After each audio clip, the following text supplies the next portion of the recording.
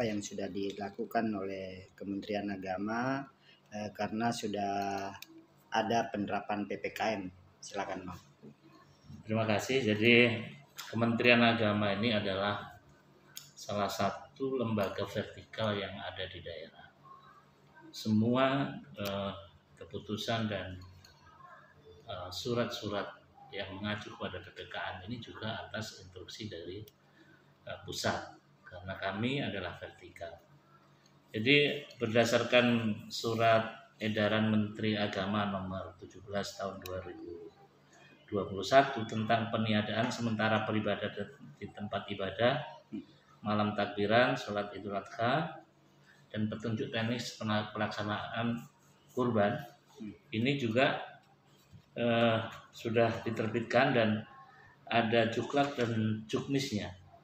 Jadi untuk daerah yang masuk zona merah ada ketentuan-ketentuan yang daerah kemudian selain zona merah juga diberlakukannya PPKM, yaitu pembatasan kegiatan masyarakat. Di daerah yang zona merah dan diberlakukan PPKM, maka malam takbiran tetap dilaksanakan, tetapi di dalam masjid, bukan dalam jumlah yang besar. Kemudian yang kedua, takbir keliling sebagaimana biasa, itu juga untuk sementara ditiadakan, karena dengan takbir keliling itu maka dikhawatirkan akan menimbulkan kerumunan dan sulit untuk menghindari tidak tertularnya COVID-19, apalagi sekarang ada COVID-19 varian baru ya, COVID ya, dari India, Delta. Kemudian tentang pelaksanaan sholat Idul Adha, ya, jadi sholat Idul Adha sesuai dengan surat edaran Menteri Agama nomor 19 ini, di daerah yang diberlakukan PPKM dan zona merah, semua kegiatan keagamaan ditiadakan atau ditunda. Dan itu pun melihat keputusan pemerintah daerah setempat.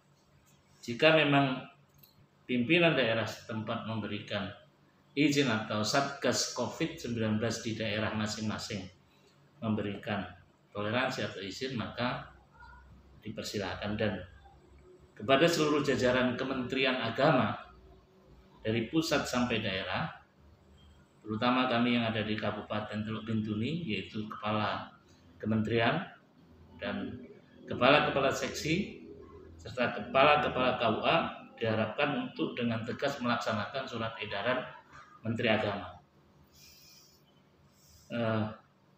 Melaksanakan dengan tegas ini sebagai tokoh agama atau pimpinan tidak diperkenankan untuk mengambil posisi sebagai khatib misalnya. Itu adalah salah satu wujud mengikuti atau pelaksanaan surat edaran tersebut. Karena kita semua yang di Kementerian Agama kebetulan ditokohkan untuk bisa menjadi khatib di mimbar-mimbar Jumat atau mimbar-mimbar sholat Idul Adha nanti. Baik. Dan seruan ini juga dalam surat edaran Menteri Agama nomor 3 yang terbit 12 Juli 2021 mengamanatkan kepada seluruh penyuluh agama Islam, baik di tingkat distrik maupun di tingkat kabupaten, untuk bisa ikut mensosialisasikan pencegahan penularan virus COVID-19 ini dengan caranya masing-masing agar ini bisa sampai di masyarakat yang paling bawah. Nah, apa yang sudah dilakukan oleh Kementerian Agama adalah mensosialisasikan ini secara internal yang sudah kita lakukan melalui WA group, ya, dari WA grupnya yang tergabung dalam DMI, tergabung dalam FKUB, tergabung dalam kepengurusan takmir masjid seluruh Kabupaten Teluk Bintuni, dan penyuluh-penyuluh agama kita yang berjumlah 95 orang itu semua sudah punya surat ini. Nah, pelaksanaannya ke bawah karena kita juga PPKM tentu melihat kondisi yang ada. Penyuluhan ini juga tidak harus mengumpulkan orang banyak, tentu dari mungkin istilah WA-nya dari satu orang ke orang lain untuk bisa mensosialisasikan surat edaran Menteri Agama. Yang jelas Idul Adha tetap berjalan, kurban juga tetap berjalan, tetapi dengan cara tertentu.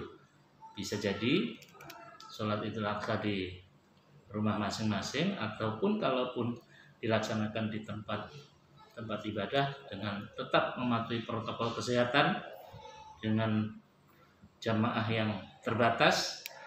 Dan sekali lagi, masjid tidak boleh ditutup sebagai bentuk mengingatkan kepada kita umat Islam untuk melaksanakan kewajiban kita sholat 5 waktu. Mungkin itu.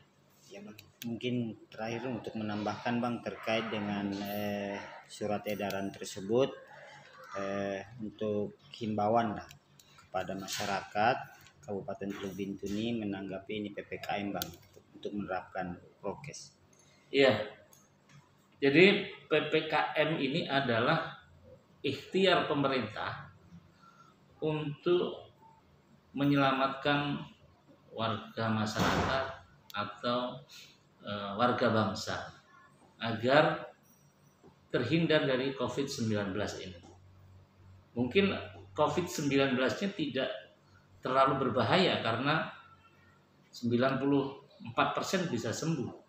Tetapi bagi mereka yang punya penyakit penyerta, ini akan menjadi bahaya. Sehingga melindungi, menjaga jiwa itu lebih dimaksimalkan daripada yang lainnya. Terima kasih, Bang.